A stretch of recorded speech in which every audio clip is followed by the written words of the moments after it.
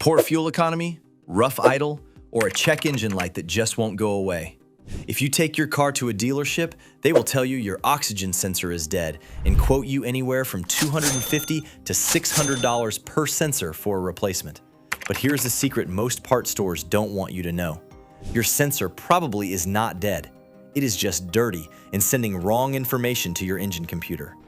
Most DIYers try to fix this by grabbing a can of aggressive carburetor or brake cleaner. Do not do that. Otherwise, you could destroy your sensor instantly. In this video, I'm going to show you the exact, gentle method used by factory master technicians in Japan to safely clean and restore an oxygen sensor, preserve its delicate chemistry, and save your wallet. First, let's understand how the American shortcut cleaning method kills oxygen sensors. Your O2 sensor relies on a microscopic layer of zirconia ceramic and a razor-thin platinum coating to measure the oxygen levels in your exhaust. When you blast your oxygen sensor with harsh chemical solvents like carb or brake cleaner, then those aggressive chemicals permanently contaminate the platinum and cause microscopic thermal cracks in the ceramic core. But Japanese fleet managers don't use shortcuts. They use a precise, non-aggressive protocol that breaks down carbon buildup without chemically poisoning the sensor. The step-by-step Japanese oxygen sensor cleaning protocol. Step 1. Confirm that the oxygen sensor is actually dirty. Before touching the oxygen sensor, the first thing Japanese technicians do is confirm whether cleaning is even worth attempting. An oxygen sensor can fail electrically due to age, cracked ceramic, or damaged wiring. In those cases, no amount of cleaning will fix it. Cleaning only works when the sensor is contaminated by carbon, oil residue, silicone deposits, or excessive fuel soot. Start by scanning your vehicle with an OBD2 scanner.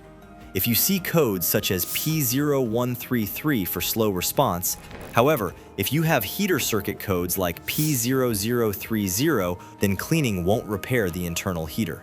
Also, inspect live data. A healthy upstream oxygen sensor should rapidly switch between approximately 0.1 and 0.9 volts several times every second. Finally, inspect the sensor after removal. If the sensor tip is melted, cracked, white from coolant contamination, or coated with shiny silicone deposits from sealants, then replacement is usually the better option. Step 2. Temperature control technique. Before you even remove the oxygen sensor, experienced Japanese technicians often use a simple trick that many DIY mechanics completely overlook. They use controlled heat to help loosen the carbon deposits naturally. Their philosophy is simple: work with the materials, not against them. Instead of cleaning a completely cold sensor, first start your engine and allow it to reach its full operating temperature, usually around 190 degrees Fahrenheit to 220 degrees Fahrenheit coolant temperature. During this time, the oxygen sensor itself is exposed to exhaust gases that can exceed 1,200 degrees Fahrenheit.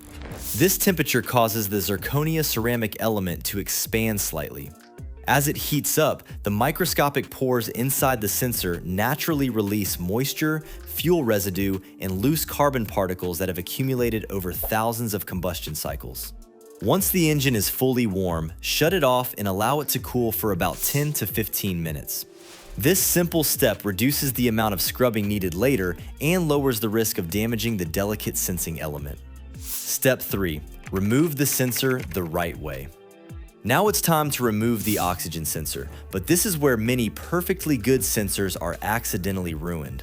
Japanese technicians avoid sudden force because the ceramic sensing element inside the sensor is surprisingly fragile. First, disconnect the electrical connector carefully by releasing the locking tab instead of pulling on the wires.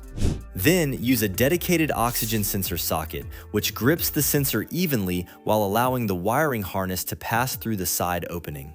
If your sensor is seized, then spray penetrating oil only on the threads and allow it to soak for 10 to 15 minutes.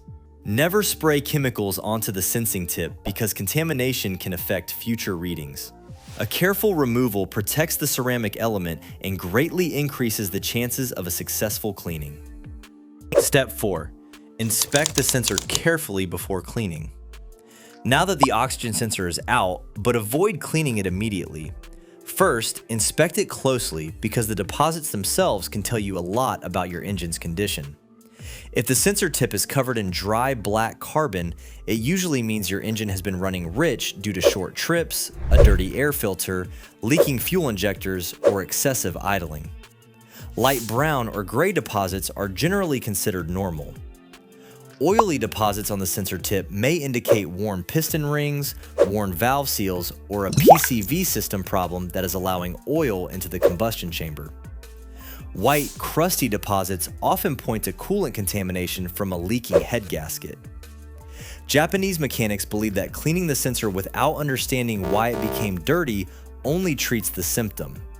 If the root cause is not fixed, then your sensor will quickly become contaminated again. Taking just a minute to inspect the deposits can help you identify both the sensor problem and the underlying engine problem. Step 5. Prepare the gentle cleaning solution. This is where the Japanese method differs dramatically from many internet tutorials. The goal is to dissolve contamination, not scrape it away. The sensing element inside an oxygen sensor contains millions of microscopic pores that allow oxygen molecules to pass through and generate a voltage signal for the ECU. Scratching or clogging these pores permanently reduces the sensor's accuracy, which is why choosing the right cleaning solution is critical. Fill a clean glass container with enough 99% isopropyl alcohol to cover only the sensing tip. Avoid using gasoline, carburetor cleaner, brake cleaner, strong acids, or harsh degreasers because they can damage the protective coating or leave harmful residues behind. Step 6. The soaking time secret. This is the heart of the Japanese cleaning method and the biggest difference between professional technicians and most DIY videos online. Instead of attacking the sensor with wire brushes or sandpaper, Japanese mechanics allow the cleaning solution to dissolve the carbon naturally. Place only the sensing tip of the sensor into the cleaning solution and let it soak for about 30 minutes without disturbing it. During this time, the cleaner gradually softens carbon deposits that have built up from tens of thousands of combustion cycles. At highway speeds, an engine can produce more than 20,000 combustion events every minute, so it's no surprise that carbon eventually accumulates on the sensor. Every 5 to 10 minutes, gently swirl the container to help loosen stubborn deposits. If heavy carbon remains after the first soak, simply repeat the process instead of using excessive force. Step 7. The gentle cleaning technique. After soaking, you will usually notice that most of the carbon has already loosened.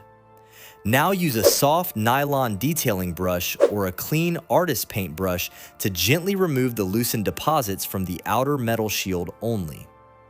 Never insert anything into the sensor holes or touch the ceramic sensing element hidden inside. Even a small scratch can slow the sensor's response, which may cause inaccurate fuel adjustments and reduced fuel economy. Be aware, don't use steel wool, wire brushes, screwdrivers, or sandpaper no matter how dirty the sensor appears. If stubborn deposits remain, repeat the soaking process instead of scrubbing harder. Japanese technicians believe that preserving the original sensing surface is far more important than making the sensor look brand new. And that's exactly why this method has such a high success rate. Step 8. The gentle rinse and air dry. Once you are satisfied that the carbon deposits have been removed, it's time to rinse the sensor correctly. Use fresh, oxygen sensor safe cleaner or high purity isopropyl alcohol to wash away any remaining loosened particles from the sensing tip. Never rinse it with tap water because minerals left behind can contaminate the porous ceramic and affect future readings. After rinsing, place the sensor on a clean, lint-free cloth and allow it to air dry naturally for 30 to 60 minutes. If available, you can use clean, low-pressure compressed air to help remove excess liquid, but never blow directly into the sensing holes. Also, avoid using a torch, lighter, or high heat gun to speed up the process. Excessive heat can crack the ceramic element or damage the internal heater, which can turn a repairable sensor into an expensive replacement. The bottom line is, the Japanese method is not about finding a magical cleaning chemical. It's about understanding how an oxygen sensor works and treating it with precision instead of force.